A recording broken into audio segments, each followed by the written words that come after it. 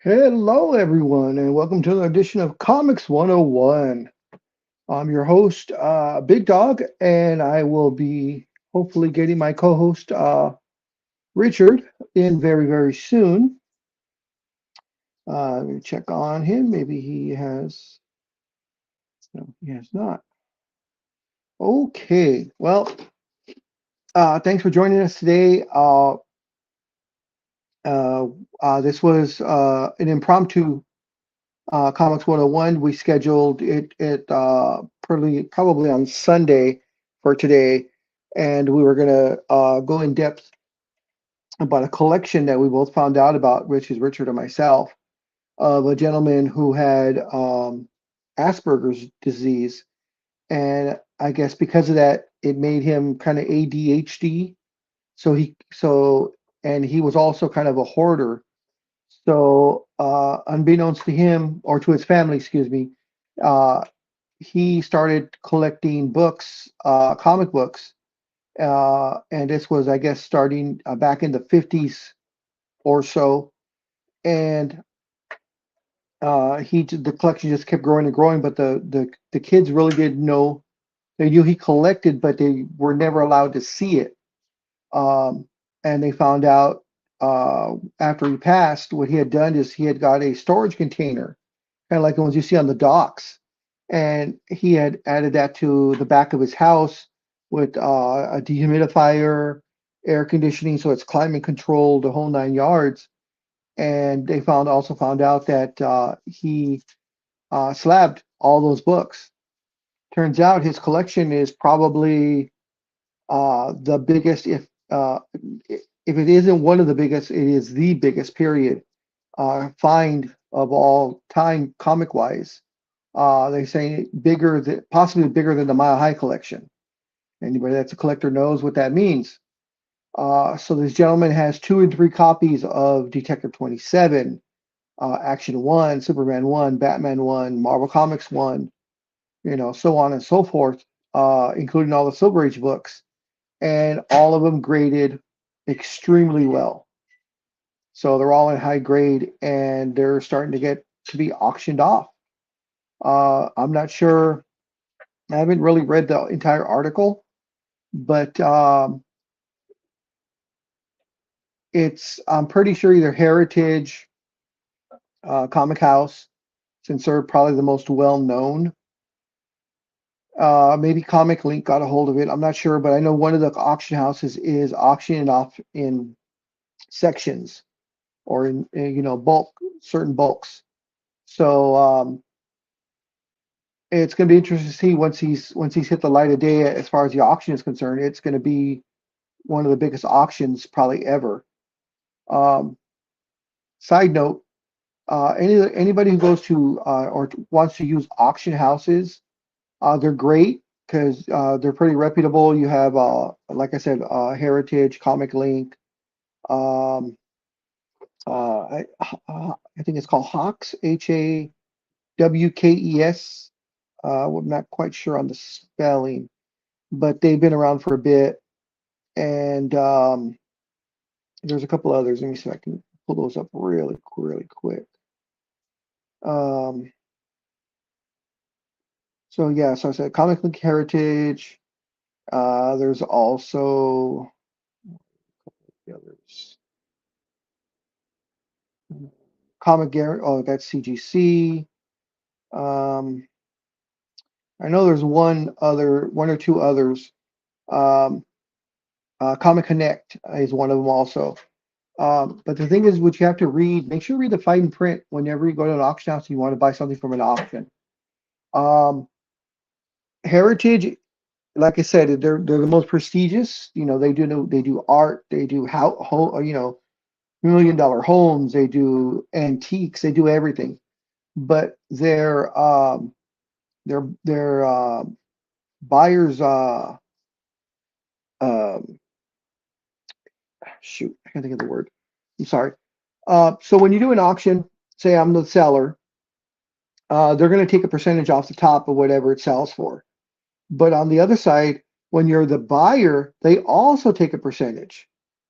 So I know as a buyer, because I've never sold anything through Heritage or Comic Link, but I know with Heritage, usually the buyer's premium, there we go, the buyer's premium is usually 18 to 22% on top of whatever you paid for the book.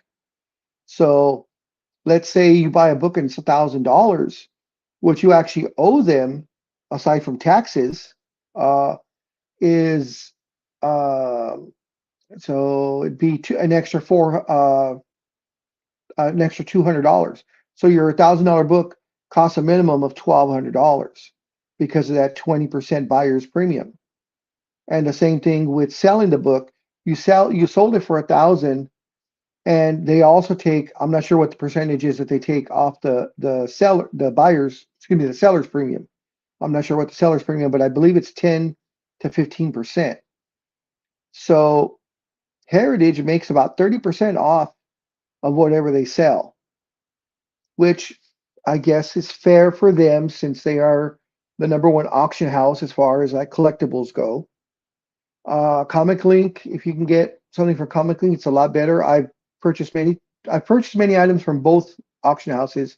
Comic Link for me is better because they only charge, I believe it's 10% buyer's premium.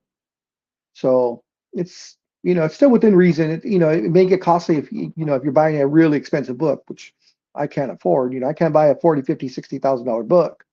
Then that 10%, comes in as a little bit more of a hit. But when you're just spending a couple of $100, a 10% hit isn't too bad. But so when you go to auction houses, you just have to read the fine print first before you're going to buy. Because if you have a budget of whatever it is, and you buy the book and it's right at your budget, you have to get that. You have to remember that there's that buyer's premium that gets tacked on automatically.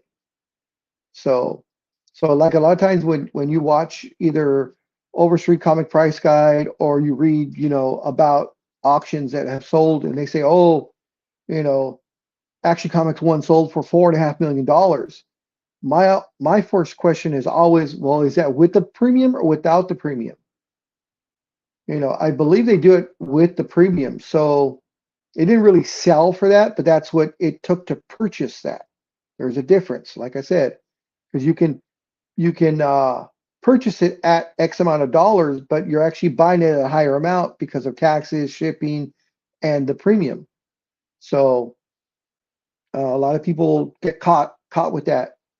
So you guys just have to make sure you you read into that. But anyways, back to this gentleman's collection. So this gentleman has thousands upon thousands of books that that they're ready to sell, that the family's ready to sell because um, that container, the storage container, probably holds, if everything that I read is true, which I don't see why it wouldn't be, there's probably close to $50 million, or if not more, in that storage container, that container that he has it in, because Action Comics One is going for an absurd amount of money. If it's in anywhere a decent high grade, like a 6.5 or up, you're looking at $3-4 million. And he's got, I believe it's 3 copies. Same thing with Detective 27. High grade, you're looking at, 2 to 5 per. And he's got several copies of that. So as you go down and start adding everything up and all the other key issues, like a first Wonder Woman, you know, just all the way down the line, all your first Justice Society, all those key books. And he's, from what I read, he's got multiples. So there is a ton of money there. Um, and they kept it pretty much hush hush until this video came out, this documentary came out. I'm pretty sure they've secured everything, to whoever's going to be selling it, or they just moved it themselves.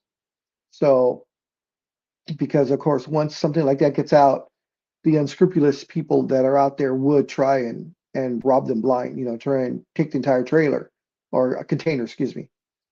But anyways, I'm not sure where my co-host is at, so this may be a very short show. Um, On past shows, we talked about uh, how Simon and Schuster, not Simon and Schuster, Siegel and Schuster, how they got cheated out of their millions by DC, whereas Bob Kane, was a smart one that was raised in an affluent family and had a lot of lawyers in his family, were able to make deals. So he reaped in the rewards where Siegel and Schuster, as we talked about it last time, were destitute. So if it wasn't for people like Neil Adams that came in and helped uh, make a like a pension for all these writers and artists from the 40s and 50s and 30s, that contributed to the beginnings of the comic book industry.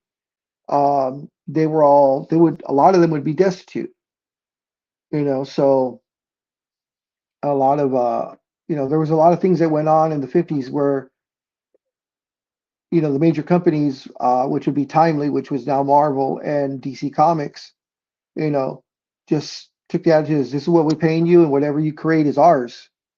And it wasn't until later that people started getting dividends or residuals from their characters. So we're glad that's happened, and it happens even now. As you all know or may not know, the actors' strike, SAG-AFTRA, came to an agreement.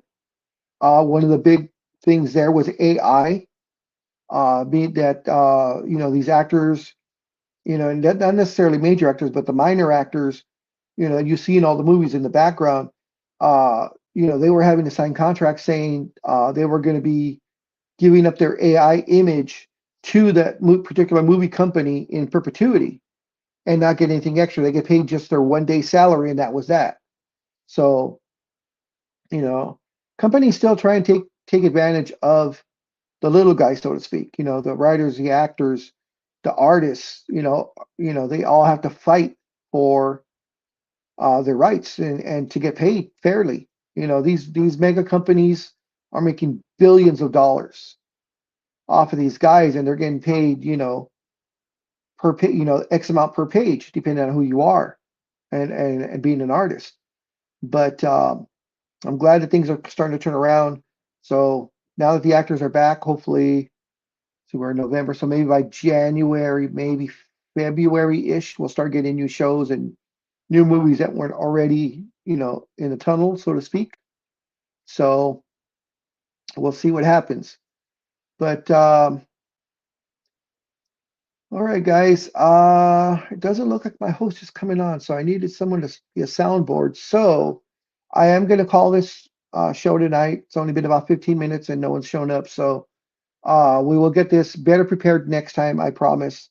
Uh, Maybe in a couple of weeks, but for sure, the second Wednesday of December will be on, and we'll be giving it our all. So I'm sorry that we had to cut this one short, and I apologize, but we'll be back on it on the next show, all right?